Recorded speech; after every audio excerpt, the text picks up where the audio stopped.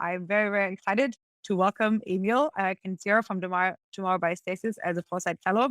As a Foresight Accelerator project. He's our third accelerator project in this year.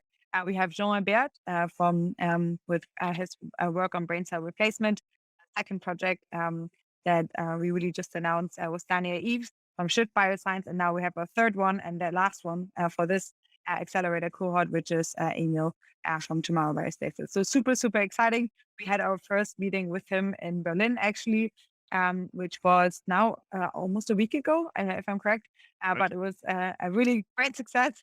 We were, I think, double oversubscribed. So I think that there's a lot happening even in the European scene. Lots of interesting questions on cryonics that you had to shoulder. So really, really excited for this. Very, very excited to have you on board.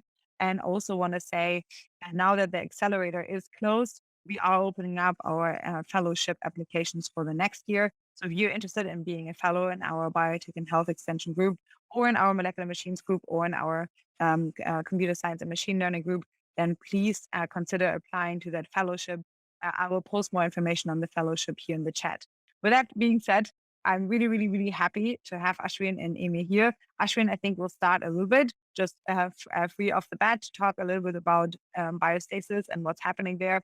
Then Emil will have a little bit more of a presentation, and then we'll get into a Q&A. Again, no question is too stupid. Please ask along, ask freely, and we will upload them in the chat. Okay, with that being said, Aschwin, the stage is yours, and I'll share more info on you and on the group here in the chat for the many of you who are new. All right. Well, thank you very much for having me. It's a real pleasure. My name is Aschwin Wolf, and like Emil and yourself, I'm actually from Europe as well. So I'm actually very thrilled what's going on right there. And although I'm very deeply involved in Alcor, shaping a lot of their technical policies, I'm looking with some mixture of admiration and jealousy to what's going on there as well. To my knowledge, actually, Emil and I agree on a whole lot of things. I've known him now like for quite a bit, and we've hang out. But we might be able to find some areas where some interesting discussion can be had during the Q&A. So I've been an Alcor member since basically 2002. I think it was technically the beginning of 2003 that I got my stuff in the mail, because there's a whole lot of paperwork. And it's actually my understanding that one of the objectives of Emil's organization is to really slim down and economize on the sign-up process, make it a lot easier. So that's maybe something we can talk about a little later, why people have such a hard time signing up for Cryonics. I'm also the CEO of Advanced Biosciences, which is a neural cryobiology research company. So that's a whole mouthful, but basically we study cryopreservation of the brain. We're mostly focused on that. I'm the editor of Alcor's Cryonics magazine, which is a quarterly publication for Alcor members, but is publicly available online, so you can kind of read it. And it's kind of a mixture of technical articles and more promotional things and news items for Alcor. I actually edited a book with ex-Alcor president Stephen Bridge a couple of years ago. It's called Preserving Mind-Saving Lives, and I actually have a copy every year. I think it's probably the best introduction to cryonics on the market right now. So if you don't have a copy or you want to give one to your friends, I greatly encourage it. It has like over the last 20 years, the best contributions to our field, whether it's technical, social, philosophical, and so forth. So that's a really good book. I am the co-author of Alcor's Cryonics Procedures Manual, and that is basically the most comprehensive technical manual on how to do cryonics. Over the years, there have been some manuals that dealt with various subsets of cryonics, but this is the first manual that covers every single part of cryonics. So in a nutshell, it should be possible if you have the right motivation and skill sets to take that manual and start a cryonics organization from scratch. It has been very pleasing actually to hear that other people, including some of Emil's staff, had been assigned that book to educate themselves. So, and we hope it to be an online dynamic document. So we keep updating it as time goes by. I'm also the author of the Human Biostasis Protocol, and that is basically a very advanced cryonics protocol that hopefully one day can be used when cryonics becomes a medically elective procedure. So when someone's terminally ill, a hospital will actually cooperate with cryonics procedures, and then there will be very smooth transition from the terminal critical state of the patients to a cryonics protocol. And of course, right now that's not really in the cards yet, but I think it would be very good to have a document that really outlines in great detail how cryonics would look like under ideal circumstances. So I think that's a pretty interesting document. And like the procedures manual, we keep expanding on it and adding supporting authors like from the field of emergency medicine or molecular nanotechnology.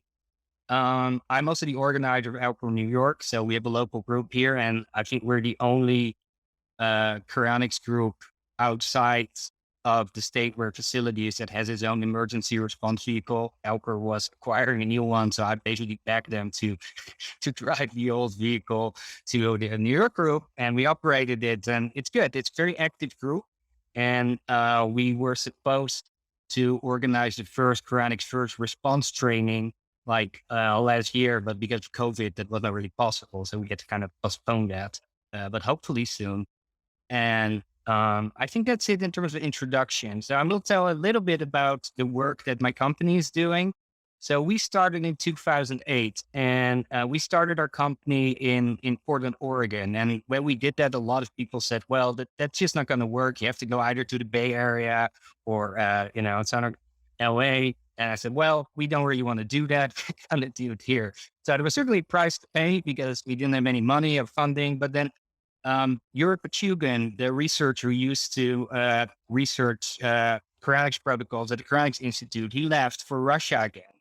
And Ben Best was instrumental in CI donating all their equipment to us. So that was very nice. And then there was an individual CI member named Alan Moll who made some money available to start our research. And then Jordan Sparks, who now has his own cryonics organization called Oregon Cryonics, he was a practicing dentist at the time. And as you may know, like doctor offices or dental offices are actually really ideal, like for like small animal kind of research. So we said, well, you can have some space in our lab. And so that's kind of how we started. And in the beginning, we just worked in the weekends, so like for nothing. But then gradually we started contracting with other cryonics organizations like Alcor and some like private entities who wanted to do research. And I think the most emphasis in our research we have done is like, how does cryonics actually, what are the results of the cryonics protocol under normal optimal conditions? Because most cryonics protocols were developed in a lab in which there is no ischemia, there is no delay between circulatory rest and the start of procedures. But in cryonics, that's generally not the rule at all. So we were kind of researching what would happen under these different scenarios. Let's say you intervene an hour later, or 2 hours, or 24 hours of cold ischemia, and what are the things you can do to improve outcomes. And that work has been pretty illuminating, and it also allowed us later to look at Alcor's comprehensive stabilization medications protocol and to see actually which of these medications are the most effective and which one are not so much. The way we did that is we basically cryoprotected the brain after various periods of delays, and then used all these different medications to see if we could improve outcomes. And a lot of these medications did not show really strong like impact, but some of them were really, really powerful, like sodium citrate and heparin. And that was a very good learning opportunity, I think, for the community, because these medications became a lot more important. And we learned a variety of other things. Maybe we can talk about it later, that gradually got incorporated like in real cryonics protocols of various cryonics organizations.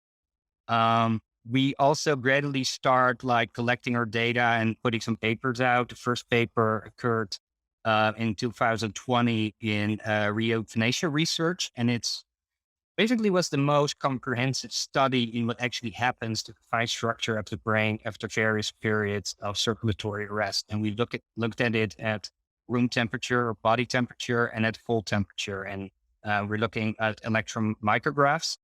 And what we also did is we introduced a deep learning algorithm to see if that algorithm could actually, by just looking at the micrographs, distinguish between different periods of ischemia. So we could say, like, oh, this is 3 hours after death, or this is 6 hours, or this is 48 hours at cold temperature. So that I think was a pretty successful study, and it goes some way in answering the question that people always have, and that is like, well, at what point do you think it's no longer useful to do cryonics? One thing we try to address in the paper is like, what is information theoretic depth? Can we give that an empirical definition? Can we say like at room temperature or cold temperature, how long does it take for the fine structure to decompose in a way that you can no longer infer the original state? So that was what that paper about. And then we have 2 other papers lined up. One is about um, whole brain cryopreservation. There are actually almost no papers out on that yet. And the aim of that paper is to just show that it's actually relatively easy to vitrify a brain. You can even do it with relatively low toxicity. And the third paper will be about, and that's kind of an interesting one, to show the ultrastructure of just the straight freeze when there's no cryoprotection or vitrification at all, because it's usually assumed that straight freeze leads to like very significant damage, maybe even like information theoretical death. And one thing we have found, which is consistent with some like preliminary data that was kind of floating around in community, that actually doesn't look too bad at all. And this is still kind of a work in progress, and the paper still has to be finalized. But I think that's pretty exciting, because that really broadens like the scope, I think, of when cryonics still can be a successful procedure. So are the 3 papers that we're kind of working on. One is published now, the other one will be forthcoming soon. We also do some like R&D and contracting with cryonics organizations just to fine tune the procedures, or to develop equipment. And one thing we're working on in particular is the development of whole body field cryoprotection. So field cryoprotection is basically when you do all of the important cryonics procedures remotely, including cryoprotected perfusion of the brain. And then you kind of ship the patient back on dry ice to the facility where like long-term cooling and storage happen. And clearly there's a very big advantage of doing it that way, because you pretty much eliminate all the kind of cold ischemia that you normally would have if you have to transport someone on ice for like 18 hours or 24 hours. So we're pretty excited about that. I mean, it's a pretty significant logistical challenge to create that kind of capability in a vehicle, but we're thinking we're making kind of headway on that. So yeah, that's another thing we're doing. And I think one thing I should mention, like another project we started with Elcor quite recently, as some of you may know, if you actually cryoprotect the brain with a vitrification agent under very ideal circumstances, it leads actually to a lot of shrinking. And one way to get around that is to open the blood-brain barrier with what we call a blood-brain barrier modifier. And for the last couple of years, we've been looking at how these molecules work. And we're now, I think, getting closer to a point where we might be introducing that in the field. And one thing my lab is looking at right now is like what happens when you administer these agents under various durations of ischemia. So hopefully that will lead to some interesting results, and we will see that kind of technology being used in cryonics in the not so far future. And I think it's really important because if you know the Brain Preservation Foundation, they had a series of conventional vitrification electron micrographs. And one thing these images showed was very extreme dehydration. Now, some people in a community have hypothesized that you can kind of reverse that. So you can kind of, reverse that city old structure, but clearly it's a lot better if you don't have to produce that extreme amount of shrinking when you cryoprotect the brain. So that's something we're pretty excited about.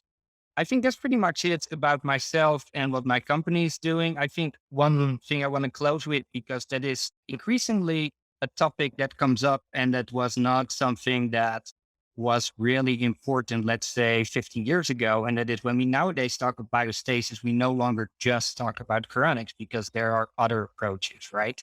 So I think still the most popular one is what we call like classical cryonics, or like conservative cryonics. I don't know what is a good phrase for it, in which you basically just cryoprotect the patient or just the brain and for long-term storage.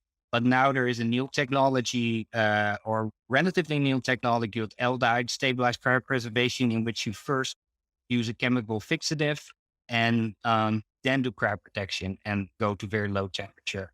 So that is an option as well nowadays. And as we are speaking right now, the best images of the brain are can be only achieved with that technology so far. So there's a lot of debate, like should traditional cryonics organizations switch to that technology, or are there any drawbacks to that? Can we catch up when we open the blood-brain barrier to match that kind of like ultra structures? And that's maybe something of interest to talk about. There are like warm methods of biostasis. I think the most obvious one is just to do chemical fixation and then store at either room temperature or just refrigerator temperature. And I think there are a lot of drawbacks in that because, to my knowledge, even chemically fixed tissue degrades over time. And since we don't know how long it's going to take, that might not be the best approach. I think a bigger drawback is that if you have an ischemic brain, then it's actually very hard to introduce fixatives in all areas. So you think you're storing a fixed brain long term, but there are pockets in the brain that are actually added to fix, and then they kind of decompose pretty quickly. And one advantage of cold is that it can preserve brain structure regardless of the ischemic condition of the brain. There is sometimes a kind of a misunderstanding, I think, that like hypothermia, like as practiced in emergency medicine, like just cooling someone down with an organ preservation solution and using perfusion, that can really can be prolonged for a very long time. But, as far as we know, these are procedures you can do maybe, as far as the brain is concerned, for hours, at most a day. So that you could not put someone in that state and put them on a machine, at least not now, for like centuries until science catches up to cure whatever their ailment was. And then there is, I think I just mentioned it for completeness sake, you could have a technology that would be complete molecular biostasis, and that would be based on a very mature nanotechnology in which nanobots basically enter the bloodstream of the patient and lock everything into place. I mentioned it only for completeness sake because we're not nearly near here. But it is kind of interesting to mention because it's these very technologies that later will have to be used to revive pretty much everyone who has been cryopreserved. So, I mean, using this conceptual framework is probably going to be interesting to talk about the pros and cons of some of the options that were talked about. And I think that's pretty much it for me. So that puts me about 50 minutes, I think. And thank you. Oh my God, that was a lot. Thank you so much. You really gave us a really good overview of, what is it, what are current challenges, what are good technologies to look out for. The one that you mentioned for completeness, I think part of the reason why Foresight is so into molecular nanotechnology is definitely because I think on the very long run, it would be a really good shortcut to solving those issues. And, again, mentioning on the very long run. Okay, great.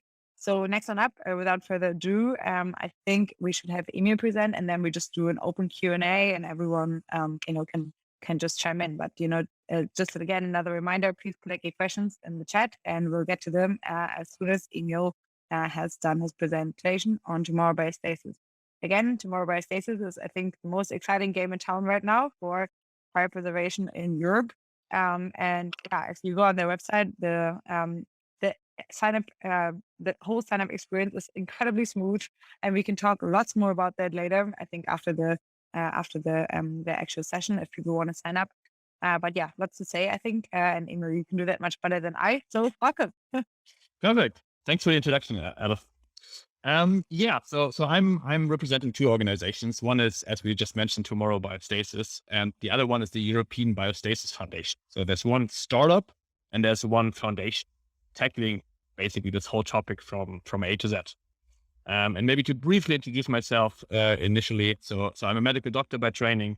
I studied medicine and cancer research in the past to go into the longevity field. So this was always my plan when, starting when I was, 16 or 17 or something like that.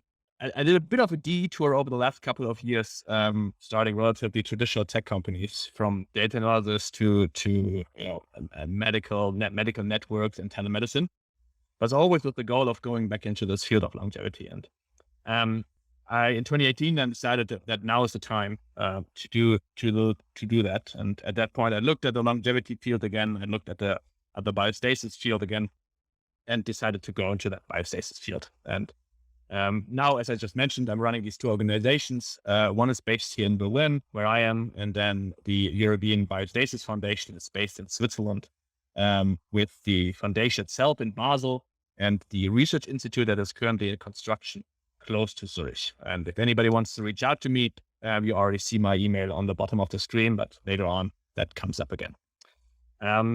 So the only point where I might have some contention with people who are in the, in the more traditional longevity space is not in principle if that will work. It's just how long it will take until figuratively you just take the pill and do the treatment every year or every 10 years, and then you live significantly longer than you can.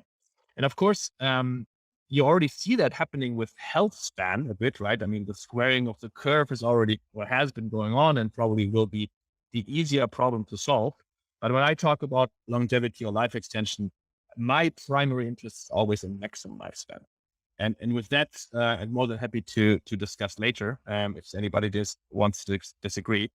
My main contention is mostly with the, how long it will take. And here it says many decades, but arguably it will be on the higher side of many decades. So arguably too long for many of us, and including myself. And if I'm wrong, I'm going to be super happy, right? So I'm totally fine to be wrong. I just decided that I'd much rather err on the side of caution. So I'm totally fine if I need to do the large apology tour 20 years down the line, if that becomes the case, right? So if there's just a pill that I need to take. So what is biostasis? Of course, Aschwin already introduced the topic quite comprehensively.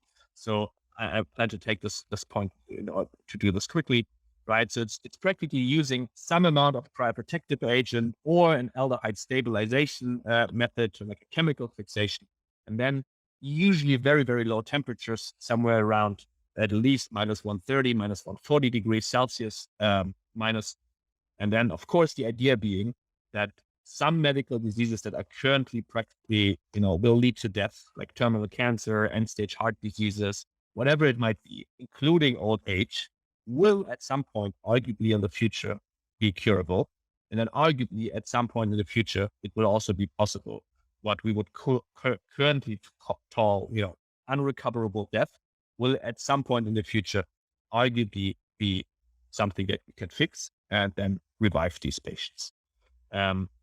Right. So practically, you could argue it's an insurance policy for the time when the normal health insurance doesn't cover it, or if the longevity technology doesn't come around in time, or should you die before that happens. Because of course we always need to keep in mind, even though if in 20 years down the line, you just need to take a pill, right, figuratively speaking, to live significantly longer, until such a time, a lot of people will die. And not only old people, but also people who are, just half a million children under the age of 5 die every year due to cancer, just cancer, right? So even if this technology comes around for many of us, there's still a lot of value to be gained if you give those people a chance and have a possibility to offer something.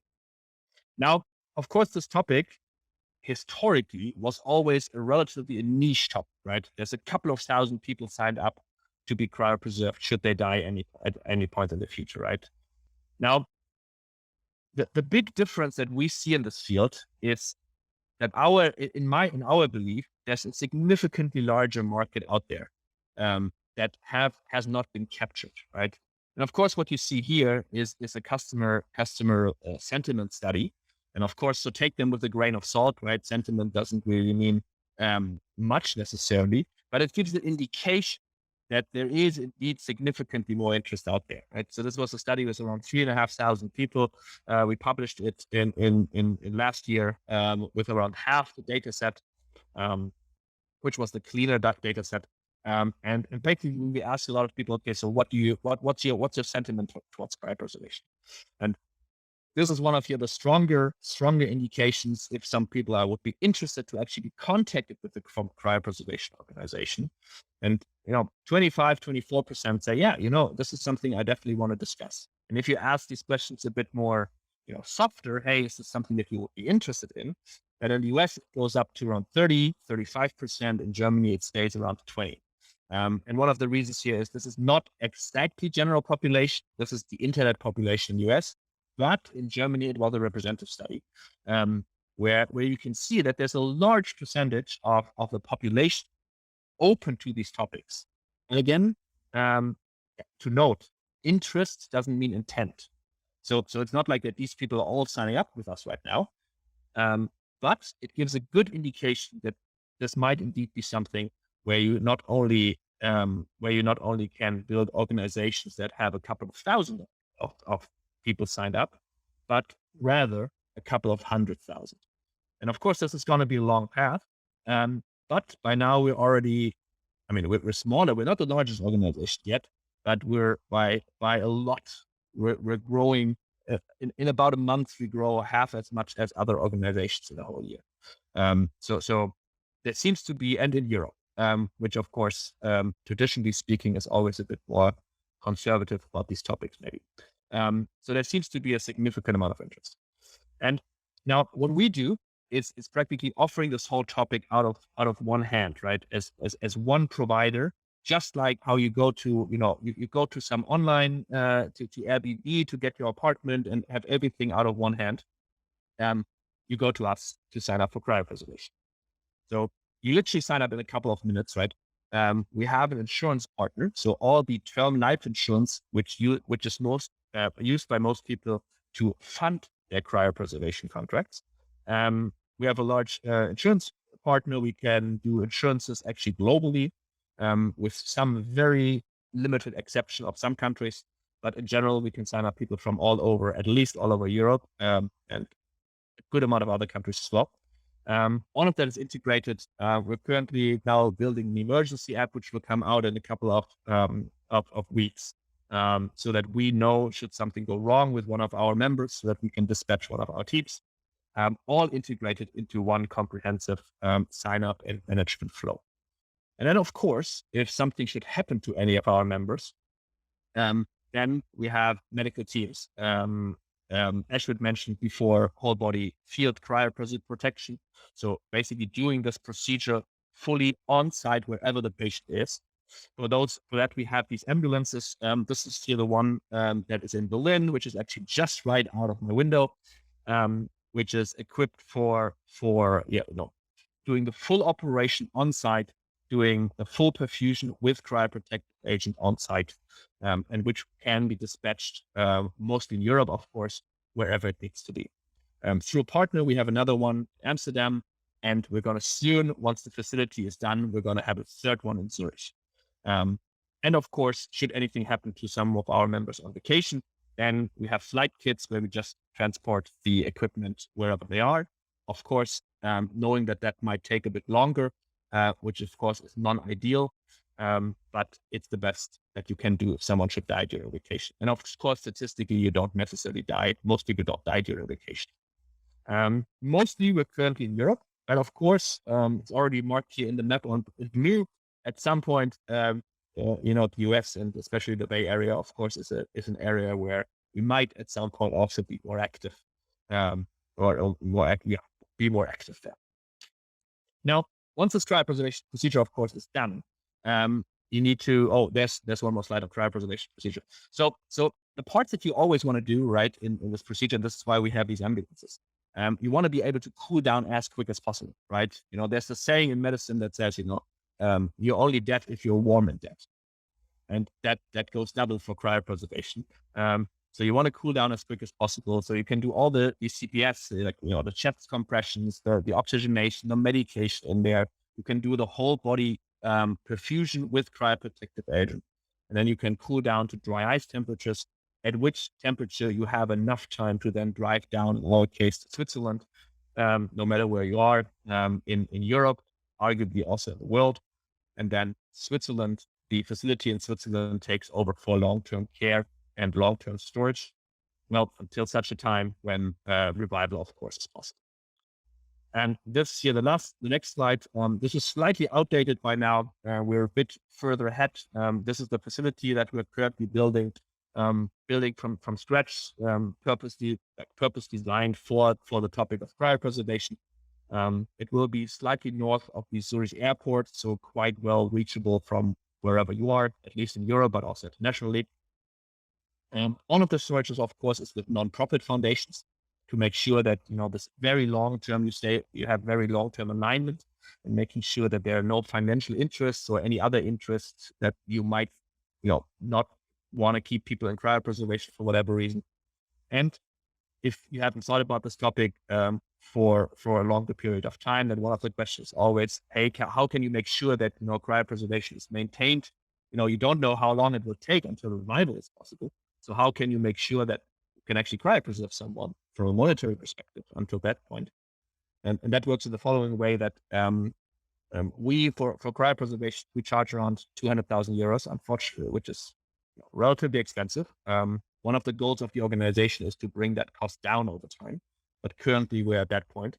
And the reason for that is that around 120,000 euros, around 60% of the overall amount, is being given to this nonprofit foundation, and they invested with around 1 to 2% return of investment above inflation. And then they pay for the maintenance of cryopreservation out of the return. And with that method, you can basically, maintain cryopreservation indefinitely, and then have these 120,000 euros inflation adjusted in the future to use that money to pay for revival. Right. So this is kind of fundamentally the business model, not a business model. That's the financial planning of how you do that. To be sure. Now, of course, and these are a couple of more pictures how the facility will look. For 2 stories, the storage will be underground. It has a full lab, full operating theater, full imaging facility for quality checks, and so on and so on. So everything that you might need to do that procedure with high quality. Now, of course, the idea behind this whole organization is not just to offer this as a service. But the whole idea is that there needs to be still a tremendous amount of research money being put into that whole field. And we're taking the following approach, right? We come from this fundamental understanding or this fundamental hypothesis that there are significantly more members or potential customers or potential members out there. So we plan to run basically kind of a flywheel circle for, I'll probably do this for the next couple of decades. So I don't plan to run any other company apart from that until, I'm cryopreserved, most likely. So the idea here being that you acquire customers here on number 1. With that, you invest in research, and the goal of research is twofold, right? Make the procedure better and bring the price down. And then with these research results and reduced price, and very importantly, better communication of this whole sector, you increase the value proposition, right? You can now offer better service. It's cheaper. It's better bang for the buck. You communicate it better. You learn how to communicate this topic so that people who traditionally have not been interested in it or have not known about it now know about it, think about it, and then consider if this is something that they would like to do. And with that, you get more customers, right, or members. And with that, you do more research, and then you improve the value proposition, and then you run this flywheel. Technically speaking, I don't plan to ever stop, right? So this is not an organization, very important to say, this is not an organization I want to sell, right? Or I will sell. This is not an organization that is there to make investors or me or anybody else primarily rich. This is an organization to make this thing work, right? To offer it to everybody who can, who wants it, who wants to do it, and put the research and R&D money in that needs to be put into this space. And of course, we're not talking about a couple of millions here, right? We're talking about significantly more money. This is why we're running this organization, to do this for the very, very, very long term. So far, you have a team of around 12 people here. Not all of them are on the picture. 12 people here in Berlin, but we're also running the organizations in Basel and well, at least I'm more involved in building the facility in Zurich. And again, those people are here to make this happen. Last but not least, if anybody is interested in that topic in some capacity, we're raising a seed round right now, which still has a couple of tickets to be raised, a couple of smaller tickets to be raised. So if anybody is interested or knows someone who's interested to put some money down and be part of this thing, please feel free to reach out. More than happy to talk to you and tell you all the details. Then there's still a lot of community building and partner building involved in that sector. So whoever is maybe not necessarily interested or not an investor or doesn't want to put any money down, but is somehow wants to be involved in that topic in some capacity, feel free to reach out as well. We're hiring a good amount of people. And last but not least, of course, if anybody currently lives in Europe or lives in the US, but is around in Europe once in a while, or, lives here for longer vacations or comes from Europe, then also more than happy if you like to sign up. More than happy to talk to you about this as well. And we're going to do a small round of Q&A on that after the talk. Last but not least, I'm stopping my presentation. I think we're moving over to Q&A and discussion. And yeah, thanks a lot for listening and thanks for having me. Thank you so much. Fantastic. Well, lots to discuss, lots to cover here. Okay, I will share your screen. Okay, I should note on that. Okay, before we move into the Q&A, I should note that Emil will be staying on for a little longer for a Tomorrow Biostasis focused Q&A and sign up for those of you who are interested. In addition to that, we will have him likely at our Vision Weekend, our annual member gathering, both in San Francisco and in France. Not both Emil. Not myself. I'll try. But someone from there. So if anyone's interested in signing up.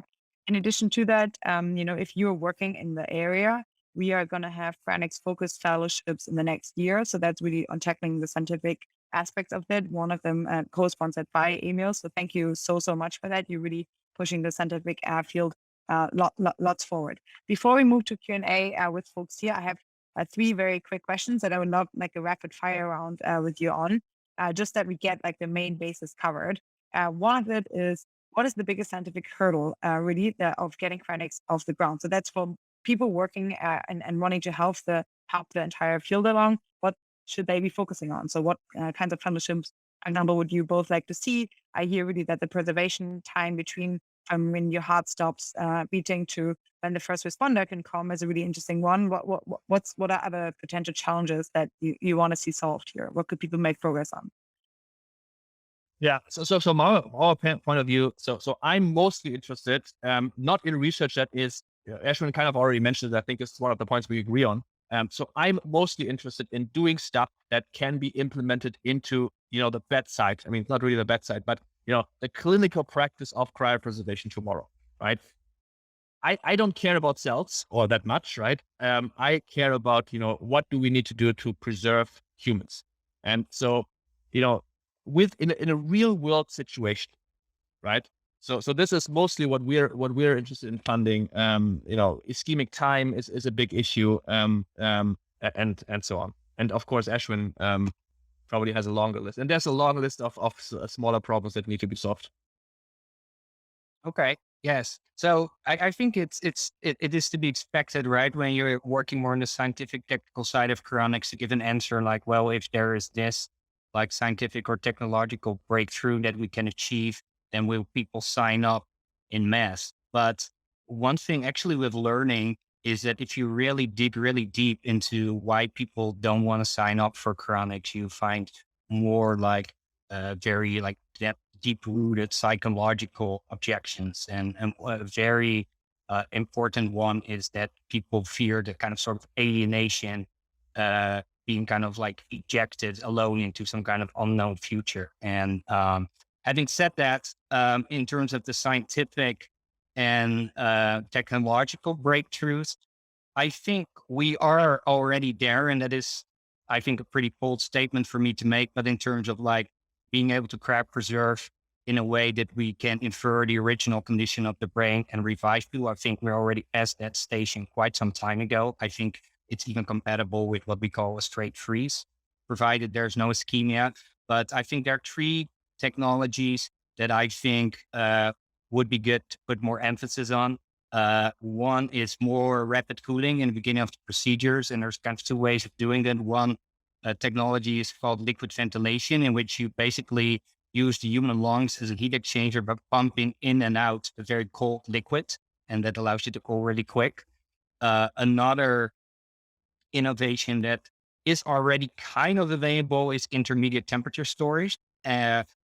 Because right now, if you store a cryopreserved patient liquid nitrogen temperature, whether it's whole body or neuro, you will have some degree of fracturing because the vitrification agent solidifies at around minus 130, and we are stored at minus 196. So that causes a lot of thermal stress and fracturing. Now, if you're really into like molecular nanotechnology, you might say like, well, that is not really big of an issue in the bigger scheme of problem. And you're probably right about that. But in terms of promoting and marketing cryonics, that is a big deal for people. One other thing is, I think it's really about time that we show recovery of organized brain electricity in a cryopreserved brain. And that's actually something my lab is working on, but it is actually kind of a hard model. It's like most of the challenges are in the modeling there, but I think that would be very powerful because let's say, even if there's a lawsuit about cryonics, you can say like, well, if a brain is like cooled down really quickly and vitrified, that brain is still capable of function. So cryonics patients should have some kind of legal standing. If it's not the same as normal human beings, you cannot have a person whose brain activity is potentially recoverable treat as someone who is dead. So I think these would be some of the powerful things we can do in the next like 10 years or so. Okay, well, that's a pretty concrete shopping list. Thanks a lot. We're staying on the scientific angle just for a second, and I think Alex Feinstev had a good question here. Alex, in case you want to unmute. Hello. Yes. Happy to be here again. I'm Alex Fedinsev. I'm a researcher in the anti-aging field and a biohacker. Well, and I was always interested about cryonics, but I have like some I don't know, some concerns maybe. I don't know. And here is my question. So I've read that there is some unpleasant things happening to our proteins during the freezing process, right? So for instance, if we use cryoprotectors, whatever, I don't know how to pronounce them correctly, these words correctly, but you got the point. So they usually pull out water outside of cells, right? And water molecules, they give stability to our proteins. And thus, the dehydration leads to loss of conformation of different proteins in the cells, right? And then they tend to aggregate, and like during the thawing process, cell might lose partially the information stored in these particular proteins. So cell can become viable again, but due to synthesis of new proteins and the memory that was encoded, presumably in some proteins, it gone. It has been lost. Right. And what about other like damage? During freezing, there is ROS generation, reactive oxygen species, which damage the DNA. Also, there is some changes, alterations in methylation and epigenetics. So, what do you think, about the influence of this process on the information content, right, of the freezed brain? So, will it significantly alter the informational content of the brain or not? Okay. Well, I probably will take a shot at this first and then Emil. So Well, I think a lot of depends on how you think memory identity are encoded, right? At which level, like ranging from all the way down from atoms to like what we'd call the connectome. And if you see a lot of work on the neuroanatomical basis of memory, you typically see electron micrographs and you see synapses and axons and connections. Now, if you would take these images and replace them with basically the same in which proteins are denatured, you would not even be able to detect that um, in electron micrographs. Now, that of course doesn't mean that we should not care about it, because clearly if you would reverse the process, and a lot of proteins have been negatively affected by these high concentration cryoprotectants, there will not be any biological viability. And that's why we often draw this distinction in cryobiology and cryonics as well between structure and viability.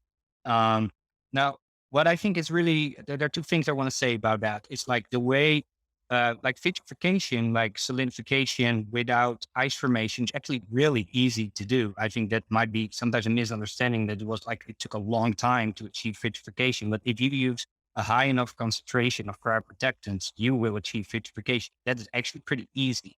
The real challenge is to use a mixture of cryoprotectants that leaves the molecular machinery of the cells, the proteins, like in an intact state. And as you indicated yourself, one of the mechanisms in which you can disrupt those features is by having such high glass formers, as we call them, like cryoprotectants at high concentrations are really powerful, that they basically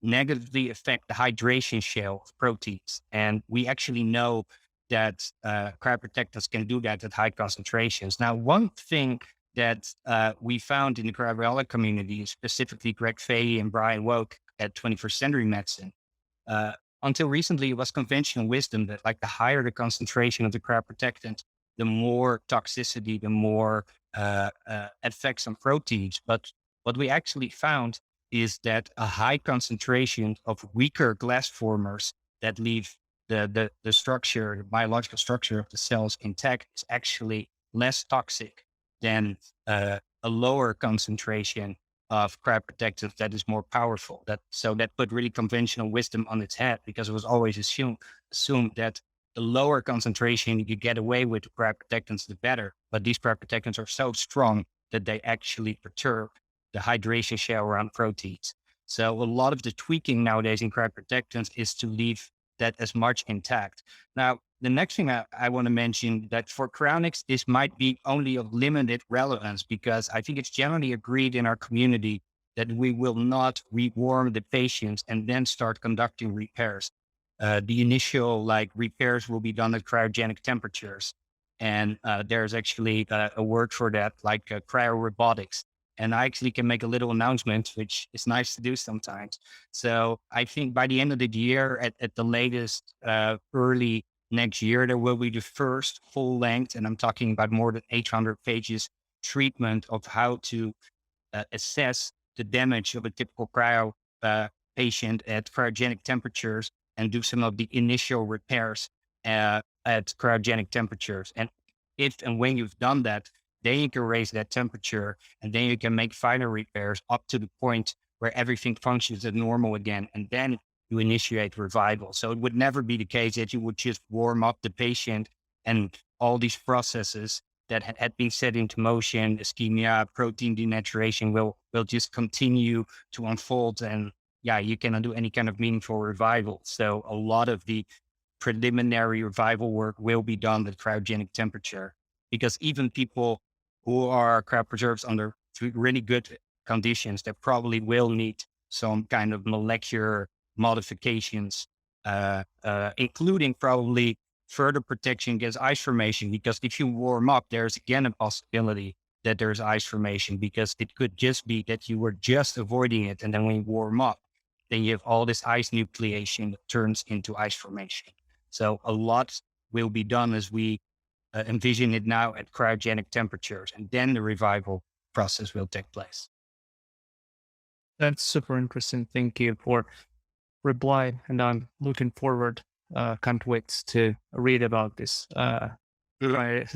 this initial repair during the cryo. Yeah, there's a Really brief article on it, and that I will send a link right now. And then, no one will be like talk about it like later this year, early next year. Okay. Yeah, but like just to make it clear, so like I'm not saying that memory should like exist somewhere in the like proteins, but also, so if we're talking about the synaptic network, like the connectome, right?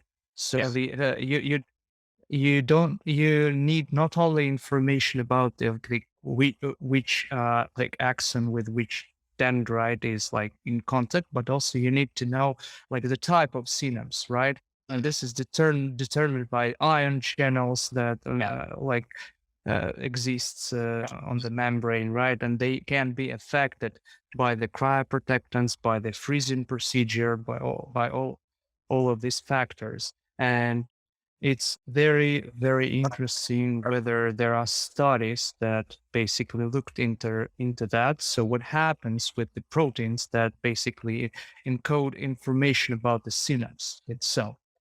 So if you have some information, I would be glad to read about that. So because I'm like, I don't know, I haven't made up my mind about the cryonics yet.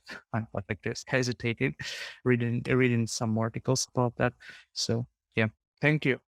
Yeah. So one thing based on what you were saying now, I think I should mention briefly is like just when I said like a lot of the repair will take place at cryogenic or high sub-zero temperature, but probably will also be done after making a very detailed scan. And how detailed that scan needs to be is probably one of the main questions about the revival cryonics patients. But you can, of course, simulate them the brain like in silico. So even regardless what you think of things, something like substrate independent minds, you might think that's feasible or not, but that actually doesn't matter. You can at least simulate that in a model and see if things working again. So there are all kinds of safeguards I think you can build in to prevent the sort of scenarios where you miss something about how the brain works and then you warm up and it's gone. So.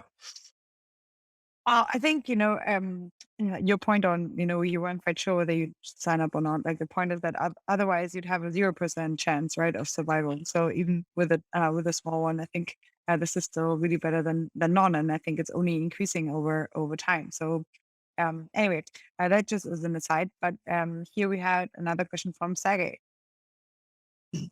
So one small question, mostly practical. About let's imagine that we take a cryo patient, deceased cryo patient after main course after this.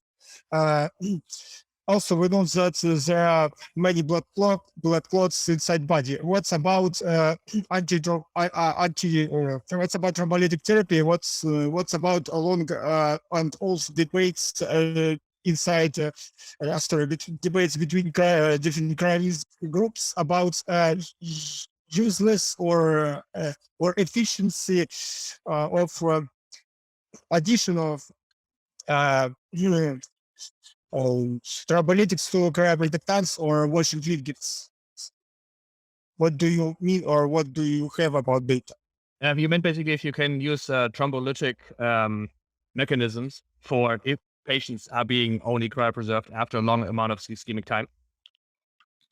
Yeah. So Aschwin, we're actually starting a research project on that just now to see if a larger amount of and actually you use thrombolytic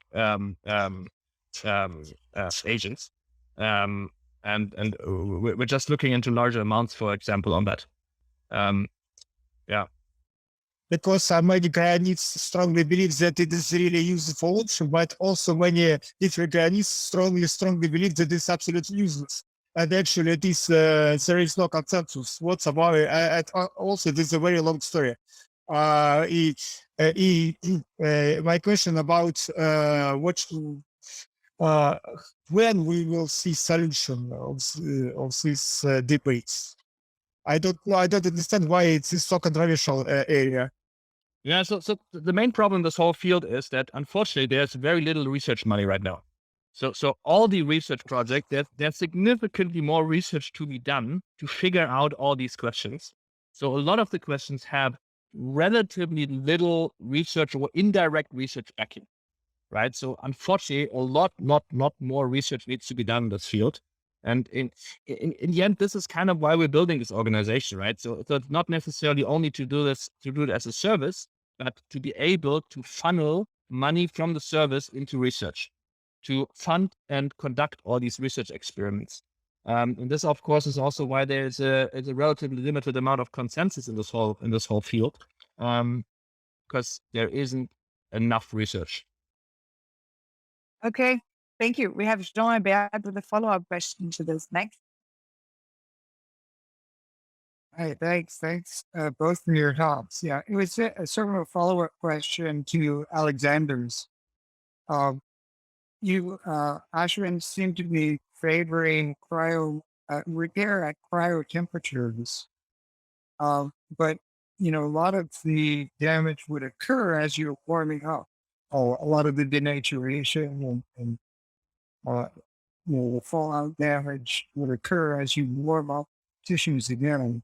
So it seems like an area where much progress would need to be made in the future in sort of a progressive monitoring of the process or progressive repair or protection against that damage as you warm up.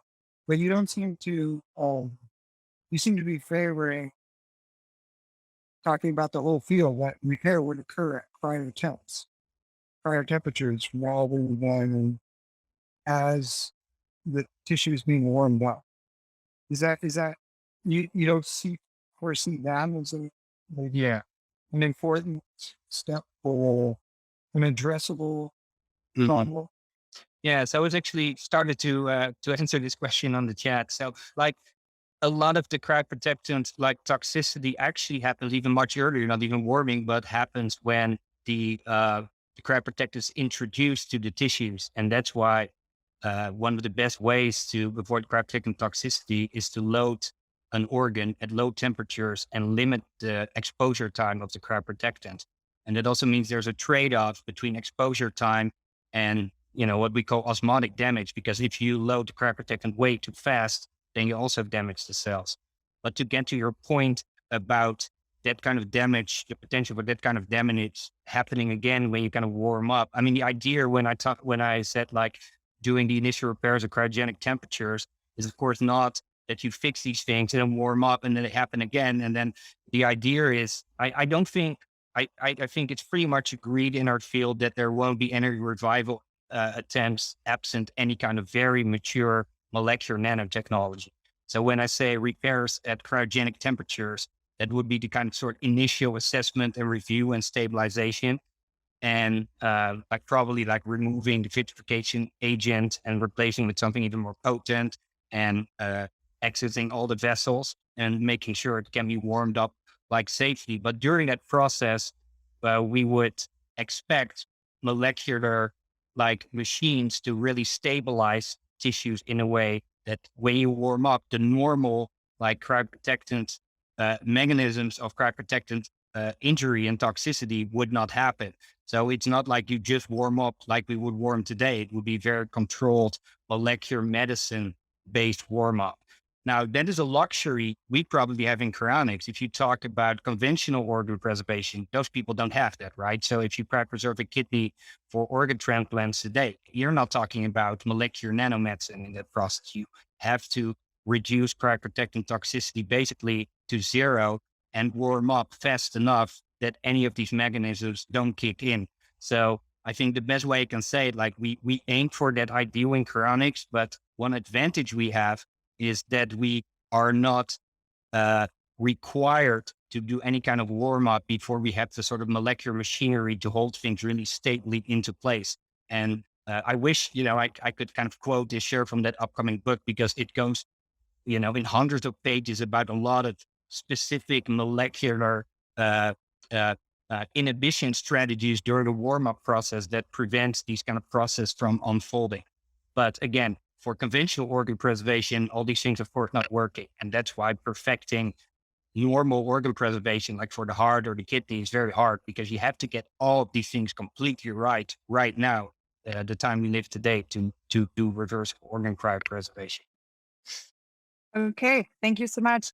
I think in the interest of time, we're now at the hour. We will switch briefly to Tomorrow Bio focused discussion. It's a little bit more for those people who are actually interested in signing up to get a little bit more out of that discussion. And then for everyone else who still has scientific questions or just sociology questions on what happens with my memories and so forth, they are very welcome to stay on. I'm clearly happy to stay on for as long as the others are too, so that we get through all of the questions, because there's definitely a topic that isn't enough talked about. Okay, getting for a little bit more practical. Emil, you had lots of questions here on the, I guess, like general sign-up procedures for Tomorrow Bio in Europe. One question was from Christine. Christine, if you're here, feel free to unmute yourself and ask away. Hi, I had a quick question. Actually, it's for both groups, which is I'm signed up with Alcor, but I visit Europe. And it would make some sense to me if eventually the two groups could make some kind of reciprocal arrangement, at least covering the US and Europe. Is there any discussion of that, or is it just too early? So we're super open to collaborate with everybody and anybody. Sometimes more established organizations have more difficult decision-making processes than we do. Not only that, I think that's true for all of them, and we're talking to all of them. So we're generally very open to it, but it might take a bit amount of time until any of that comes about. Okay. I think I can briefly comment on as well as a quasi Alcor official. It's certainly the case that I think it has been formally recognized. It would be a good thing if Alcor and these guys put something in place, but that usually doesn't tend to be easy. But this is the first time I think I can say from an Alcor's perspective where there is an initiative in Europe that we really respect and that we think could be fruitful for. And I mean, there might be some time where Emil has members like in the United States, and then it will be also in his interest, of course, for Alcor maybe to assist in his case in one way or another. Or there might be so many cases going on that we just need each other regardless of the location. So I'm pretty optimistic that these talks will keep moving forward and something will come out of that. I want to say one thing in addition to that. It's not the case, though, that absent of that, as it is often a misunderstanding that most people die in sort of like really rapid way. And but most people die in pretty like prolonged, like agonal phase. And then wherever you are, unless it's a country with a very poor medical infrastructure, Alcor will deploy. Alcor is an international organization. And now with the technology of field cryo protection, there doesn't necessarily have to be a difference in quality if you are like far away or close. So I think that's another thing I should mention. Great. Lovely. Next one up, we have Anton with a pretty practical question. Anton, if you can unmute yourself, because one thing from talking with Emil that I was super impressed by was their way of getting around the potential challenges with relatives that some people may encounter. So Anton, if you want to unmute yourself. Yeah, hello everybody. So my question is the following: is that after a person dies, and especially for more or less non-old people like us, like 30s, 40s, 50s, it sometimes happens very rapidly, and there is a short window. There are often hostile relatives or morgues who reject to give the body, and what I witnessed this when I was living in Ukraine, and there were cryonations there by cryos because nothing else existed, is that there is like a mechanism that something happened. They called up a local H+ community to help even before the representative of cryos will be in place. And this actually saved some time. And my question, do you plan to establish connections with local communities in different European cities to shorten the reaction time? And if yes, have you done something about it? Yeah, so absolutely. So our model in that regard is that there are parts that need to be done fast, and there are parts that are complex and need to be done professionally, right? So So it's not realistic currently, at least in Europe, that local teams can do the whole procedure. So we're far from that. But of course, as I said before, cooling is the most important thing, and cooling initially can be relatively simple. You just need ice and you need a chest thumper, and it's relatively doable with a local team. So the idea definitely is that if there are local teams that have some level of organizational structure, that you then collaborate with them, especially for regions that are farther away from where we are. So think the north of, the Nordics and the south of Italy and Spain and Portugal and so on. So in these regions, we're in contact and talking to organizations and support local organizations. So that is always part of the story. And then, of course, later on, we plan to have local teams there once they become, logistically viable when you have a certain amount of members in these regions. One also very practical question from my end is that, one thing that I'm super impressed by is on your website, it's such a smooth process. There's a few forms, you click through a few buttons and it really guides you along in a really hand-holdy way, which I think is really appreciated. So could you talk a little bit about what someone would expect if they were interested in signing up? What is the timelines there? What is about life insurance? Is there an app? I think you mentioned there may be an app or something. Not yet, but soon, yeah. But eventually, so could you talk a little bit more about the practicalities of signing up and the perks that one gets? Right. So first of all, from anecdotally, my signing up process, and I know from a couple of friends who signed up with existing organizations, it's a tedious thing to do. Right. And my example is always, cryopreservation is the best one of those. It's a great example for things that are important, but not urgent. Right. So you might as well do it in a month or a year or whatever. Right. So one of the things that we wanted to do is make the sign up process as simple, as streamlined as anyhow possible. Right. So signing up with us basically has three big parts. Right. First, you just sign up with your email address, your telephone number, your address, age, whatever, and with your credit card, PayPal, or direct debit, right? Once you've done that, you become basically, kind of a member with us. Then we automatically send you, for digital signing, we send you a biostasis contract that you can sign, right? This includes a body donation contract and a body donation agreement and all of the parts that make your cryopreservation contract valid. You can sign it on your iPad.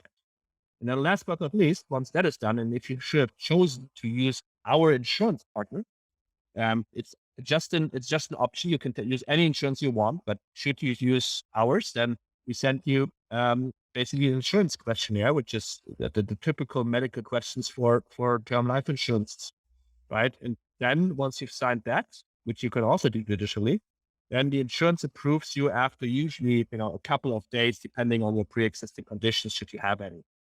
And then the only thing that we require afterwards is we would advise you to do everything in the last will as well. And we advise you to add a patient advance directive.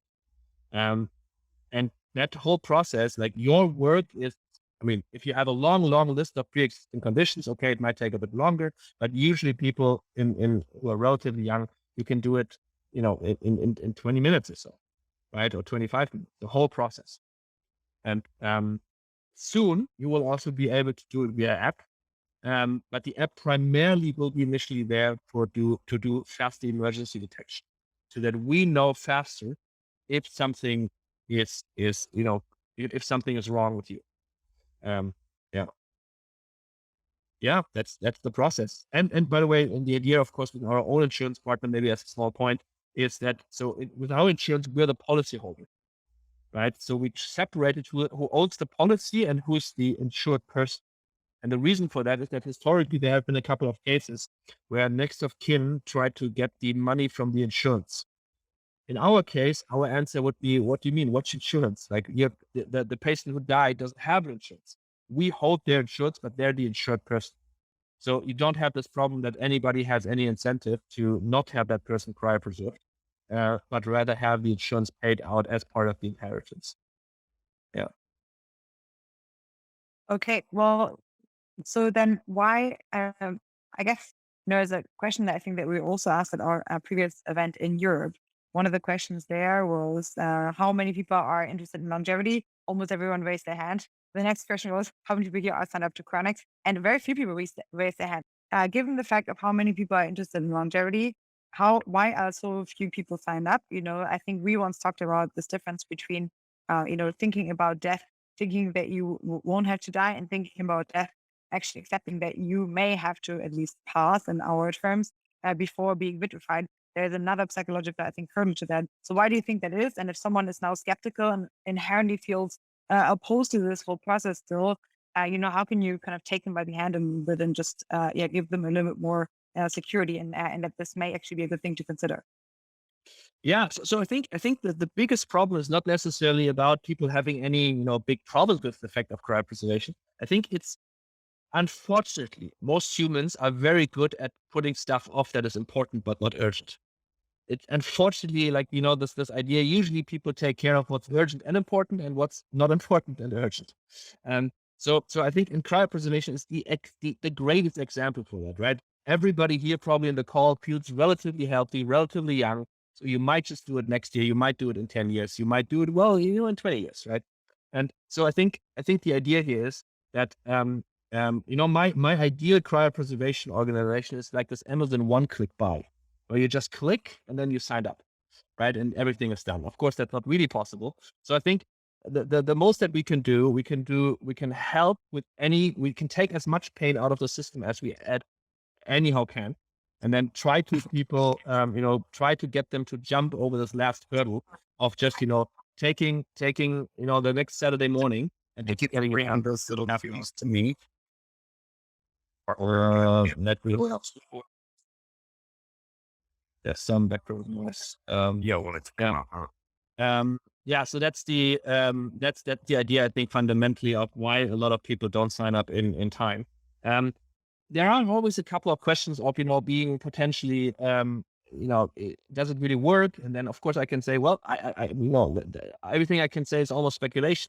But then again, if fundamentally you think the value proposition of living longer or living in the future is worth it, and the only consideration you have, is it worth, the bit of money now, and then potentially a bit more money in the future, right? And hopefully at that time, we will have already brought down costs significantly.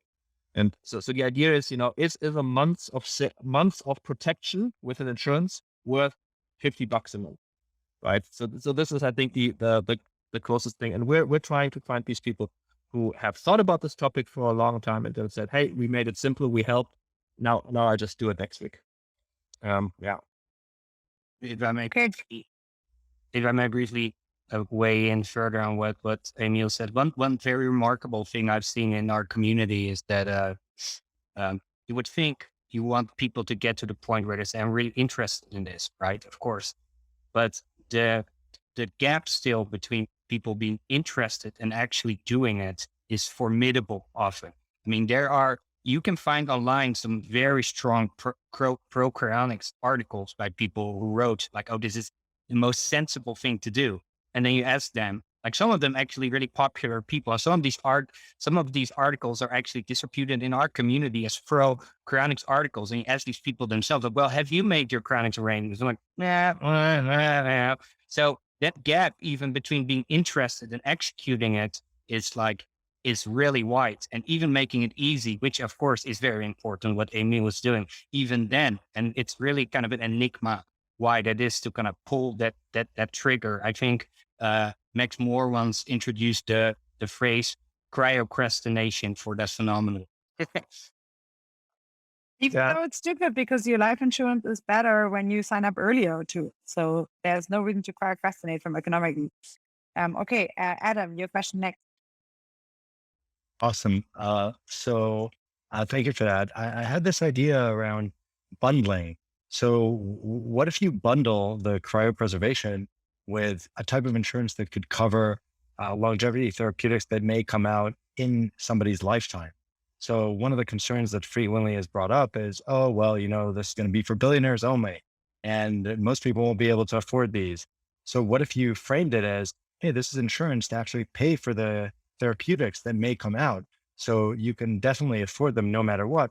Oh, and by the way, footnote, we'll also cryopreserve you if that course fails. Yeah, of course. I mean, currently, unfortunately, you can't do that, right? Because currently, of course, we use standard term or whole life or like standard life insurances, right? So it's not like this is not a specific cryopreservation insurance, right? But later on, I mean, it's on our long-term roadmap that if at some point and when we have these, 5-figure, low 6-figure amounts of members, and even a bit earlier that, we would find a reinsurance and build our own insurance for that, right? So, and at that point, you can build these more complex potential products. If, of course, you convince the reinsurance that there you have some risk model of how expensive these longevity treatments will be in the future, right? And by the way, that's a great answer. I appreciate that. Let me just tie something else into it, just in the context of bundling. Do you do any bundling today with any other services, like when people create their will or do anything like that? No, not yet, but this is potentially an idea that, some stuff you can add on. Yeah, so that will be something that will come up at some point. All right, lovely. We have Aaron's question next. Yeah. So have you guys put organ vitrification in with your strategy at all? Does that fit in with what you guys are trying to do? Yes. So it's just so first of all, yes. So this is something that might come out later on that we're going to do something in that space. But for the time being, from a focus standpoint, our focus is always on the brain, right? So all the other organs, if you need slightly different cryoprotective agent, or you don't have blood-brain barriers that you need to take care of. So we will always focus on the brain. But if something comes about that can be done for organ preservation in regards to organ biobanking, for example, then this would be something that might be a subsidiary or a spin-off or something like that. But focus is not on organs. Okay, then we have Chris Carlson next. Thanks, Allison. I'm thinking back to the late 70s when I attended at Lake Tahoe. There may be a dozen people there. Greg Fahey and Michael Darwin got up and talked about cutting off the heads of German shepherds and what they could recover. And we were thinking, this is nowhere near, ready to go. And Ralph Merkel got up, a very interesting character, and he gave a pretty convincing vision of the science of the future and nanotech. And we started thinking some decades in the future, maybe this would work. And I think you guys have come a long, long way in terms of how to do cryopreservation.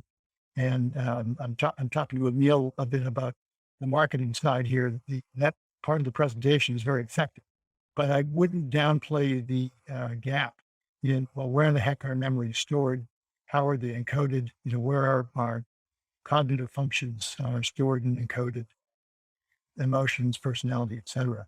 So I think it would help the marketing story to have, even if it's drawing on research from the researchers, a state of those arts discussion, because that's advanced a bit, but those questions are still unanswered.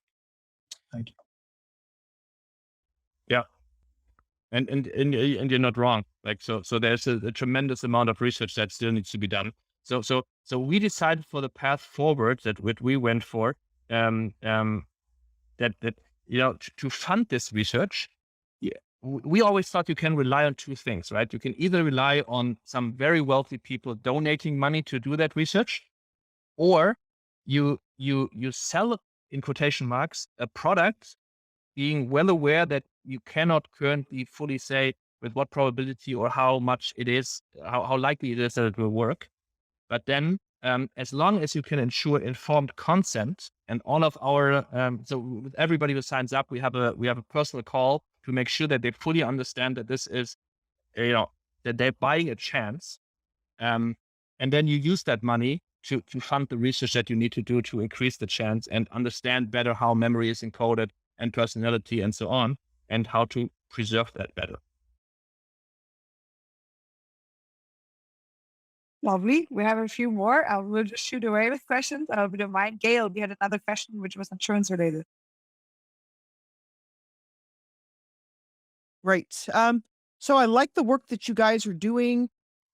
in terms of marketing, in terms of smoothing the insurance process, the application process, making it all easier. Over time, as I've talked with a variety of people about why they've been procrastinating, one of the things that's come up is when you do have people who've got a family, they bring up the fact that they now have to get insurance policies on 3, 4, 5, 6 people. The choice becomes, irrational as this is, the choice becomes, well, since I can't insure everybody, I will insure no one. But the probabilities that, so it's both the insurance, but also then the annual fees, etc. So the odds that you're going to lose a family of 4 or 5 all at once are relatively low. I mean, the real risks are attendant on the people with more advanced age. Are you doing anything both from the insurance perspective, but also the marketing and business perspective of taking some kind of a family or group orientation? And I bring it up both for the smoothing issues that you've been talking about here, which are completely on point, but also addressing the question of, and who is there when I get revived? What kind of universe am I stepping into? So you notice that the Chinese-based cryonics firm is doing a method of saying, "Hey, this is the family doer." Okay, so now what's happening is you've automatically got a group. You are reuniting with your family. It also, by the way, lifts this this risk question of like, I may or may not want to spend dollars on myself today for my insurance policy, but I will definitely insure my other family members because I need to be looking after them. So if you thought about any of these from an insurance, a marketing, a positioning perspective of doing family or group. Yeah, so we do family, packages or family sign up deals or whatever you want to call it, on our membership fee. So that part goes to us, not to the insurance. For the insurance, since we're using these standard insurance, providers, it's they're at least with the insurance that we're working with, this just doesn't exist. There is no, you can't sign up multiple people at the same time and then some kind of get a discount deal. And of course, with term life insurance, which most people, at least here in Europe, use, and that indeed is also quite difficult. With whole life, which is basically a savings plan, right? So with that, it's significantly easier. You can just say, hey, we save money, and then whoever dies first gets a certain amount of money out of that bucket, right? So I think the core of this whole endeavor is that ideally you would bring down cost at some point, and significantly by scale. And with that, then you can make it easier also for a family of 5, for example, to sign up without needing to go into 7-figure amounts. So I think it's a combination. So I think it makes sense to bring costs down and solve it that way. And on the other way, on the other hand, try to later on have kind of products that you design that are tailor-made, that are kind of life insurances, but that are tailor-made for the topic of cryopreservation. I think this makes a lot of sense. Okay. Can I ask one more question, which goes back to your earlier mention of the survey that you ran? What were the demographics? Yeah, what were the demographics on that survey? What was the survey size? And what kind of group did you target? Was this general public in some way, or was it a selected community where you were looking at people who are already reading about cryonics or involved in extension? So there are 2 parts. So there's a US part and there's a Germany part. The Germany part is representative. So with that, we use the market research organization where it's representative. That the survey size, the sample size in Germany, though, is a bit small. It's a couple of hundred people. Whereas in the US, we have 3,500 people. And there is internet population. So we recruited online. So it's not a purely representative sample. So we have an overrepresentation of urban cities. We have in age is relatively representative of the United States, as is income. Overrepresentation of people who have high internet affinity. So like stating I have, internet, or I'm very, I don't know how we phrase the question, but high internet affinity. If you like, the study is published in PLOS One under Gillette et al. I'll put it in here. I'll put the link in, where you can see the demographics of how the breakdown of that is. So it's not fully representative, but it's not far from that either. All right, thank you. Next one up, I have one more question, which is, before we move, because we're almost now at the half hour and later, but I have one question for both of you, which is, what is the, number one common myth? Like, what's the one thing that you want people to take away from this, that you want to bust about Cryonics, that you think is unhelpful? And then I have one final question, which I always close the session, which about just what are explanations and how can we help? But first, let's do the myth busting one. Yeah, actually, I want to just bounce back something you said earlier. I think it's much easier to put life insurance in place if you're younger and you're healthy. So if you're listening to this and you're like, well, I'm still this concerned, or I don't know what organization, then at least put life insurance in place or craft a document that says, I want to be cryopreserved if you're critically ill. Because if that moment arises, then you can make that decision. Don't delay these things. We've seen this happening over and over again. So please, if you've been participating in this, no matter your reservations about specifics, at least put a sort of structure in place that allows you to take advantage when the time comes. I think that is really the sort of takeaway thing, I want to say. Yeah. So I mean, I don't know what the biggest myth is. I think one of the biggest myths, and maybe not in this group, is that it's unaffordable for a lot of people, right? So people think, you need to wire $200,000 tomorrow, and you would not be able to afford that, or don't want to afford it, right? So we don't want anybody to pay us €200,000 because we need to hold it in truster accounts. Everything is just annoying. Doing it with life insurance, I think the biggest consideration is it, or the biggest thing that people need to think about, is it worth to themselves to pay, this $50 a month? And it's not unaffordable. Of course, be well aware that this is term life insurance, but then again, most people, when they're older, they have significantly more net worth at that point. And as I said, hopefully at that point we will have made it cheaper. So it's not something that only the millionaires and billionaires can afford. It is indeed to a degree accessible to almost everybody. I think when it comes to myths, I want to say briefly, because I wasn't sure what's message or myth, what's being asked for, is I think one big myth actually is that it happens a lot that people who really want to be cryopreserved in the end don't have money for it.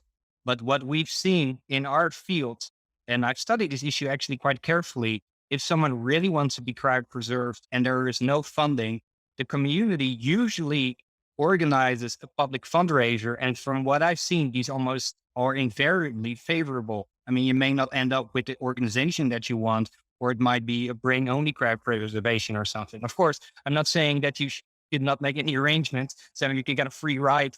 There's really great behavior in our community. But what I've seen actually, when people really want to be signed up, and for some reason their arrangements fell through or whatever, the community has put on a real effort to cryopreserve these people. So I think it's even a stronger myth in that sense that Cryonics is expensive, because we've always stepped up actually to take care of people who really wanted to. I mean, there have been several anti-aging rejuvenation researchers in our field who basically got offered free cryopreservation. Unfortunately, some of them turned them down, but this happens all the time.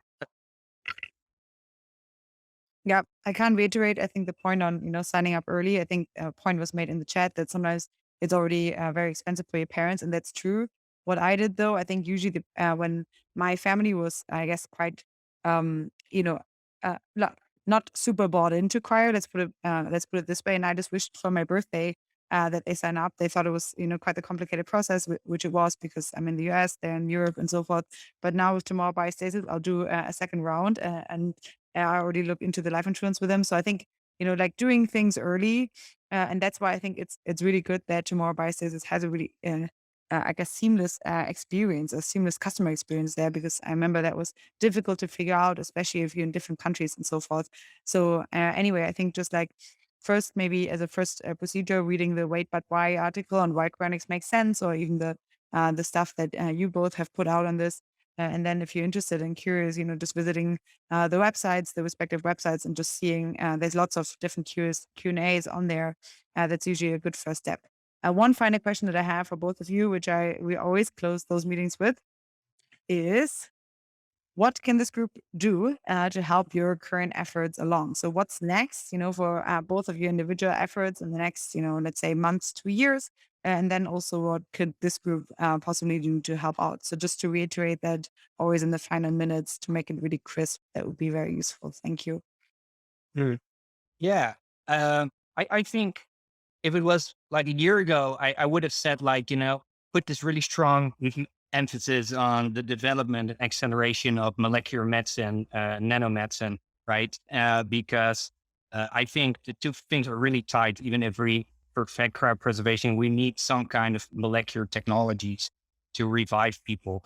But as I said earlier, the good news is we will have a very comprehensive work coming out later this year, early this year, about like molecular repair of chronic patients. But one thing that is going to be important, and it's kind of a sneak peek in that work, there will be, I think it's like 20 or 50 pages of specific research questions that will need to be addressed to make this happen. And it would be really interesting to focus on some of these research questions and, get new guests out, or see if, small like funds can be raised for these specific areas that need to be resolved to make this thing like truly happen. Yeah. Yeah. So for us, it's mostly anybody and everybody who is either interested themselves or knows anybody who's interested, either to work in that space, to collaborate in that space, or whatever. Please contact us. Please reach out. And last but not least, of course, anybody who's interested to either donate to research in that field, or, as I said, research is really the big lacking field here. So, or of course, also to Tomorrow Biostasis itself as an organization, then more than happy to discuss that. In general, for us, it's interesting to be involved with anybody who wants to, be somehow engaged with this topic and somehow be involved in that topic. So in any capacity, we're more than happy to talk about it. Great. Well, there's lots of work to be done, I think, on all fronts, the scientific, sociological, and coordination and logistics front. So thank you so much for joining. We will have Emil or Emil or another representative again at our annual member gathering at Vision Weekend. That will be in December this year. If you make it to the Bay before, it would be lovely to have an in-person meetup and sign up maybe with Alco and Tomorrow Bio here. I shared Alco's links and Tomorrow Biostasis links here again in the chat, whether you're in the US or in Europe, I think respectively. I also share our fellowship application again in the chat and our Vision Weekend information. Our fellowship applications are open now. We have them in biotech and health extension, which is perhaps most relevant to this group, but also in molecular machines, which is our other group, which, as just mentioned, may become really quite relevant for the field of cryonics really, really soon. We also have one in computer science and crypto. So if you're interested in becoming a fellow and being supported next year, please apply there. And as I said, Emil is really gung-ho on actually trying to support a fellow in cryonics specifically and biostasis. So if that's you, and if you're interested in working in the field, if you're already working in the field and want to get supported more, then please reach out and we'll do our best to help this field move forward. So lots of exciting work happening, lots still to be done. Thank you so much to both of you for joining, for staying on so much longer. We didn't even cover all of the questions, so I'm guessing we'll have to do a follow-up eventually later this year. But I'm hoping this was one of many discussions. I'm hoping people can reach out to you individually in case they have more questions about signups. But yeah, there's definitely, I think, really exciting work happening. I'm so happy that we are live right now, where this is so close to actually make an impact and to getting us over the next hump to actually potentially extend our life for much longer for those who are interested in that. So thanks a lot. And I see many of you again here for our next meeting. And Emil, welcome to the accelerator. Very happy to have you on board. Thank you again. Yeah. All right. And Bye.